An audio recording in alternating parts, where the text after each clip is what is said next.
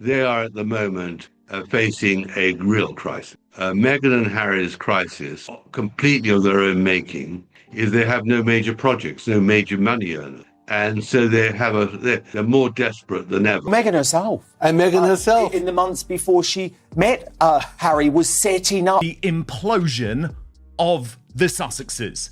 Meghan Markle's Archewell charity scam and as ever lies have finally been exposed, and an astonishing double blow for the fake. Absolutely, but don't even believe that there were 5 options.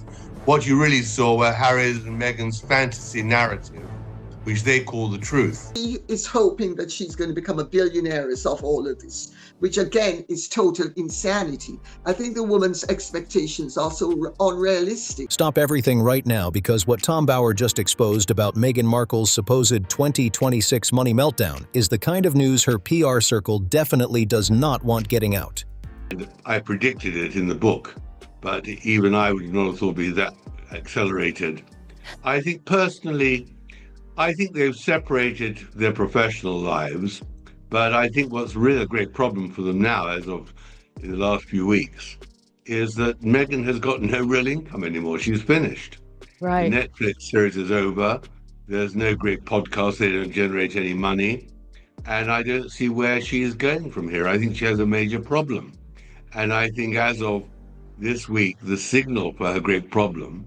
We're talking about claims of $23 million worth of jam sitting unsold in a warehouse, the Archewell Foundation listed as delinquent in California records, a Netflix series allegedly buried at rank 1,217, and a woman who truly believed billionaire status was basically guaranteed.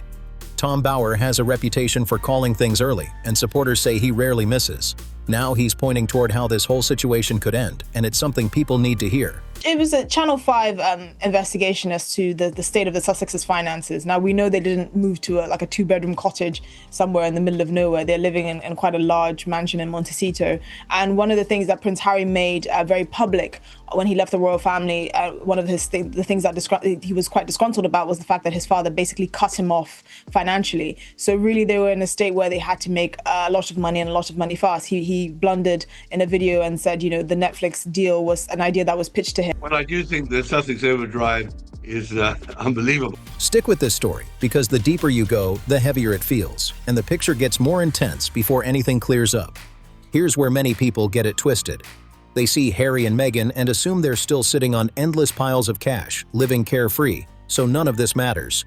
But according to Bower's analysis, this conversation goes way beyond dollars. He describes what looks like a slow-motion breakdown, a chain reaction he predicted years ago that appears to be unfolding publicly in a way that can't be polished up with clever branding or media spin. Bower reportedly spent years digging into their story. He interviewed more than 80 people, including former staff, royal insiders, and Hollywood executives. Years ago, we were talking about Meghan Markle running for president. And what a decline, how irrelevant they've become today. Do the Sussexes still pose an institutional risk, or are they now culturally sidelined? I mean, an institutional risk to the British monarchy? Mm-hmm. Oh, absolutely. A huge risk. Really? Absolutely, because there's no doubt as they become more desperate, extraordinary, that the non-disclosure agreements are so draconian, so watertight, that nobody dares sell their story. I mean, that is what's quite astonishingly clever of Meghan and her lawyers, to protect their reputation and all the dreadful things that have happened in Montecito behind the high walls.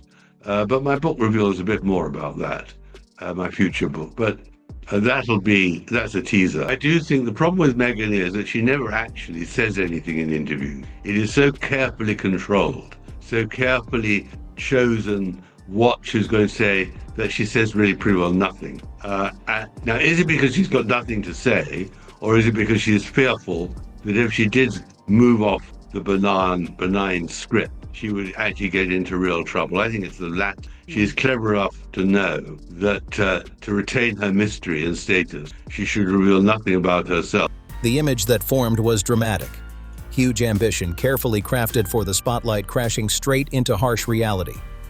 This is someone who stepped away from one of the most powerful institutions on the planet, secured a reported $100 million Netflix deal, launched a lifestyle brand, created a charity organization, and told the public she planned to make a global impact by 2026. Now Bauer presents documents and timelines that he believes tell a very different story, so it's worth looking at the details closely. Start with the Archewell Foundation, because Bauer argues this is where the most revealing pieces of the puzzle show up. When Harry and Meghan introduced Archewell in 2020, it was presented as a humanitarian mission inspired by their son Archie, built around compassion, service, and meaningful change. That was the public message everyone heard. Bauer, however, points to official filings that suggest a more complicated situation. Based on publicly available tax documents, Archewell reportedly received $13 million in 2021, which appeared to be its strongest financial year. After that peak, reported donations dropped. By 2024, contributions were said to be around $2.1 million, down from $5.3 million the year before. Reported expenses during that same period reached about $5.1 million. The numbers raised eyebrows because spending appeared to outpace incoming funds.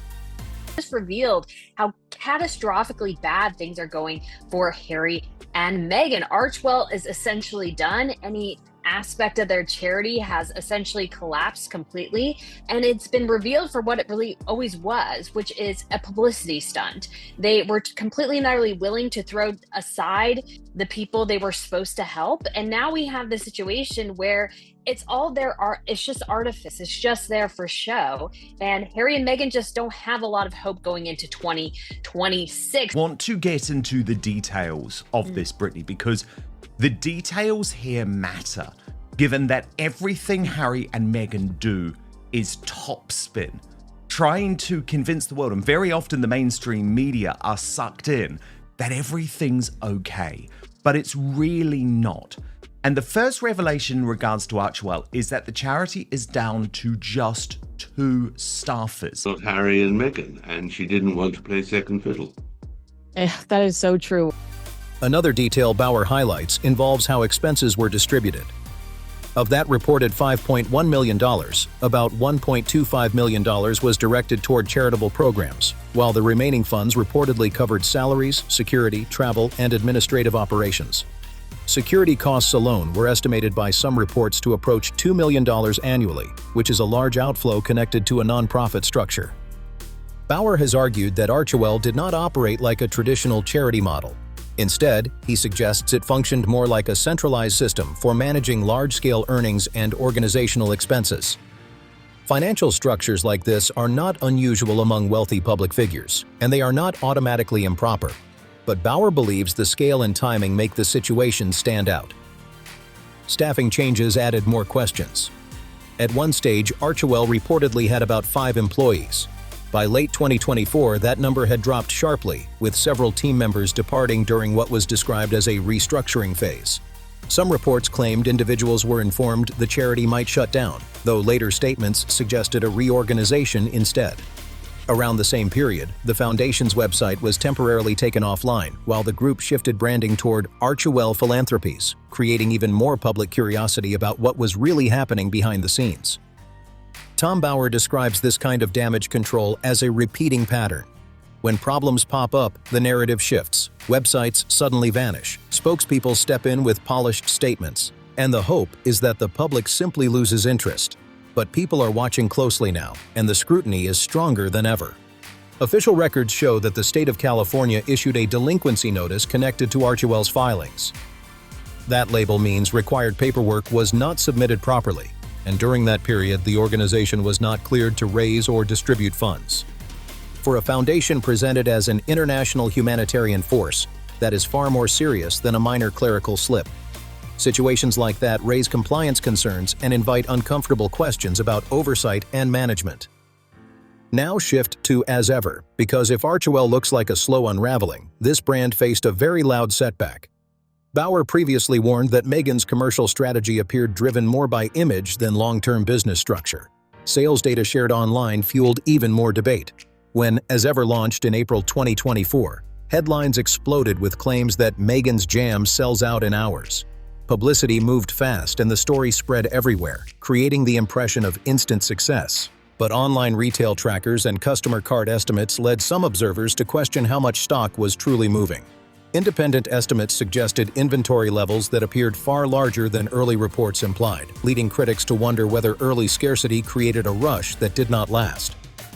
Reports circulated claiming large quantities of product remained in storage, including fruit spread gift boxes, marmalades, candles, and decorative items. Online discussions suggested that only a small number of items were selling daily compared with the reported inventory. Because many goods were food-based, shelf life became part of the conversation, adding pressure to move products quickly. Bauer's interpretation is direct. He suggests the initial sellout narrative may have reflected a limited release designed to generate attention rather than sustain demand. Limited drops can create hype, but hype does not always convert into loyal repeat buyers. Some customer reviews were also widely shared online. One reviewer compared the fruit spread to common supermarket brands while criticizing the premium price, writing that it tasted like Smucker's at $36 a jar. Comments like that shaped public perception and cooled early excitement. They are using Archewell to fund their lifestyle, not to change the world, because the security bill alone said to be around $2 million a year, with money flowing out of the charity. So Archewell actually recorded total expenses of $5.1 million, according to its latest 990 form. Salaries for 2024 were listed at $913,000. Expenses were up 54% year on year, soaring from $3.3 million. Harry likes to portray Meghan as Diana, but they've got absolutely nothing in common at all. Other expenses recorded at $2.9 million. Meanwhile, donations and grants to the group dipped from $5.3 million in 2023 to $2.1 million in 2024. Insiders skeptical of how Archewell, which doled out $1.25 million in grants in 2024, can continue. The source said if they're shooting out grants, then that's a net loss and they're not bringing in that much money. Streaming partnerships became another focus. Bauer characterizes Netflix's support for as-ever-related ventures as cautious rather than aggressive, suggesting the platform avoided large financial risks on projects still proving their audience appeal. The broader Netflix agreement that once looked like a major turning point also faced heavy public speculation. Bauer uses the phrase slow ghosting to describe what he believes is happening. Fewer renewals, quieter promotion, and reduced visibility compared with the original rollout expectations. The series With Love Meghan did not receive an additional continuation beyond its existing run. Some media analysts noted that its release strategy split episodes into separate parts, which created confusion about how many seasons were actually produced. Viewer ranking trackers placed the program far below Netflix's top-performing titles during its release window, and a holiday special ranked even lower on some lists. Critics argued that despite global name recognition, significant production resources, and major platform backing, the show struggled to maintain long-term viewer engagement. Bauer's assessment is blunt, suggesting the content lacked a distinctive voice and relied too heavily on carefully managed presentation rather than spontaneity or creative risk. He claims Meghan aimed to build a lifestyle brand similar to established domestic icons, but delivered a format some viewers felt was overly staged. One critic mocked scenes that showed simple snack preparation, saying it looked like style over substance rather than practical expertise. I believe it is clear exposure of what Archewell really is.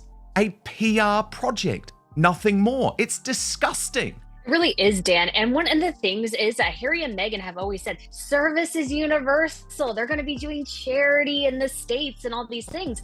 And it's just completely and utterly false. It was just a lie from the very face of it. And we've seen this endlessly. Meghan praises herself constantly for being this great humanitarian. But when you really think about it, what has she done? I mean, even before she married Harry, she was part of World Vision. I really abhorrent. Well, I go further than that. I mean, all those things can be excusable as youth and all the rest of it.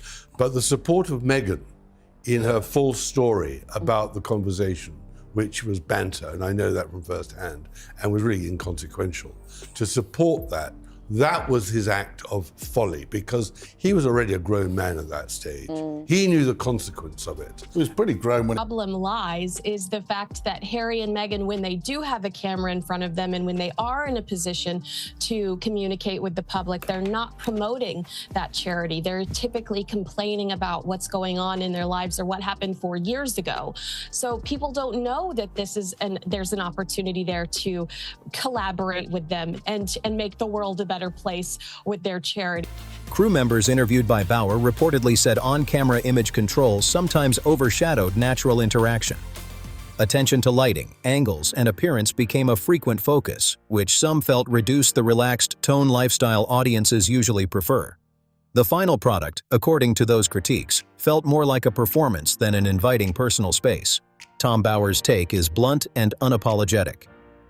He claims Netflix executives realized within months that Meghan's projects were struggling to capture the large audiences the platform expected. Viewers, he argues, tuned in hoping for powerful royal insights or deeply personal stories, but instead got calm lifestyle segments centered on crafts, decor, and specialty foods. Expectations and delivery simply didn't match. According to Bauer, the remaining first look agreement functions as a quiet step back rather than a bold continuation. No dramatic cancellation, no loud announcement, just fewer visible commitments. In entertainment terms, it resembles a slow fade instead of a clean break, the kind that leaves observers reading between the lines. While media attention focused on California business matters, Prince Harry faced a serious moment inside a London courtroom. He testified in legal proceedings tied to alleged phone hacking claims dating from 2001 to 2013, long before Meghan entered his life. During emotional testimony, Harry spoke about the strained media coverage placed on his family, saying critics made my wife's life an absolute misery. Commentators quickly noted the timeline difference, since the case focused on events from years earlier. Bauer's interpretation is that Harry consistently frames public struggles through his relationship, blending past grievances with present emotions in a way that draws intense reactions from both supporters and critics. While this is just a small snapshot and not an overall indicator, it seems to confirm what many have suspected. Meghan Markle's as ever gamble was a time suck and a money drain. It just seems that the audience for the products is rather small, and massively overstocking seems to indicate a lack of market research and overconfidence that will result in product waste. Only time will tell how long this company will last, and then you have quite rightly given credit to Saint Meghan Markle subreddit and the user KikiLove777 for discovering this obvious error in the website. Brittany, this is disastrous. This is catastrophic. It proves what you have been saying for some time, that as ever is a flop, is a disaster.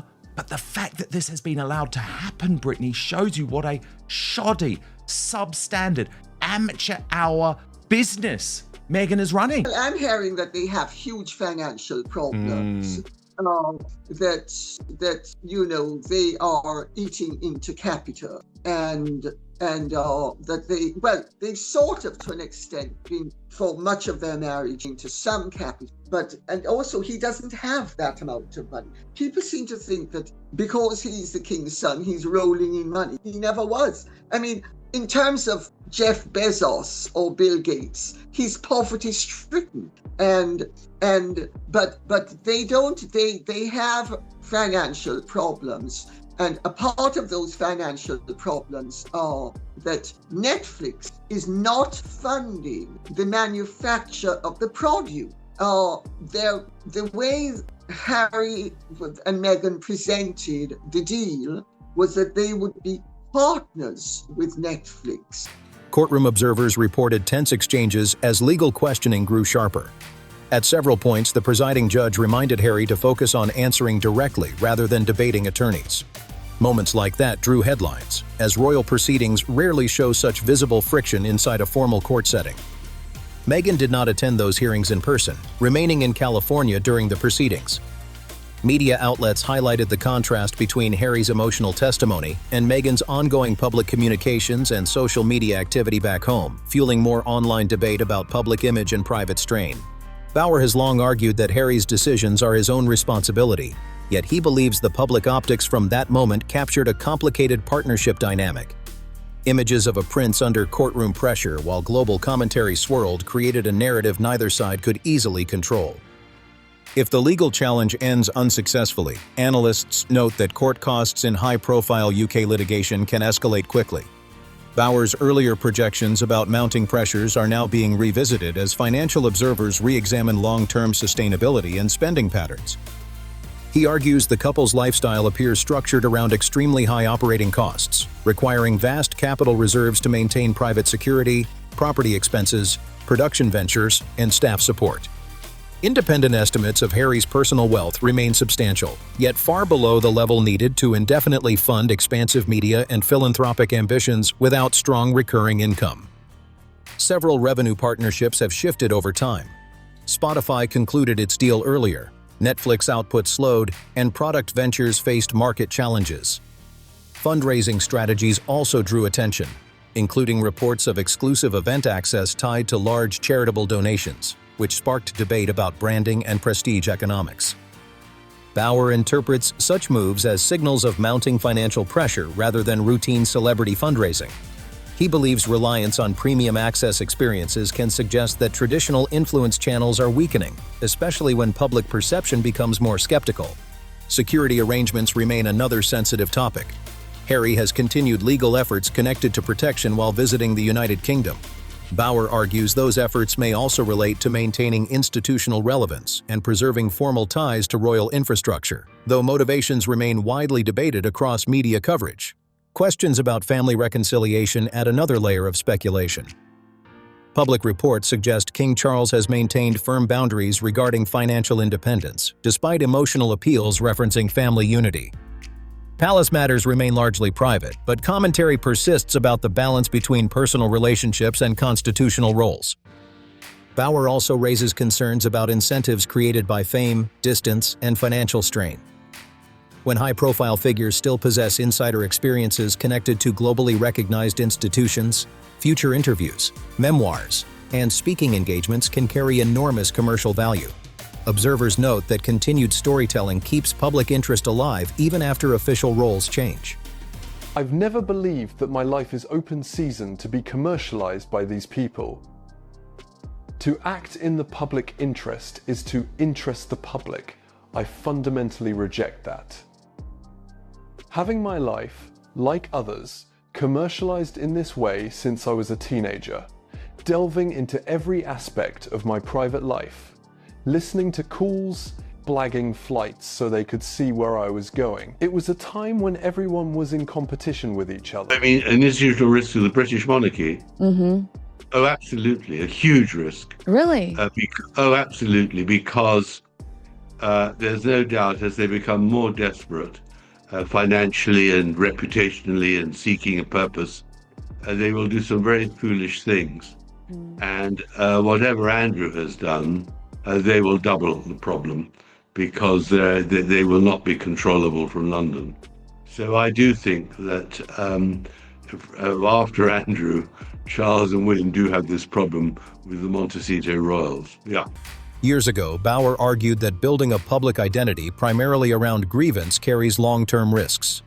Audiences may initially respond with sympathy or curiosity, but over time attention can fade as new narratives dominate headlines.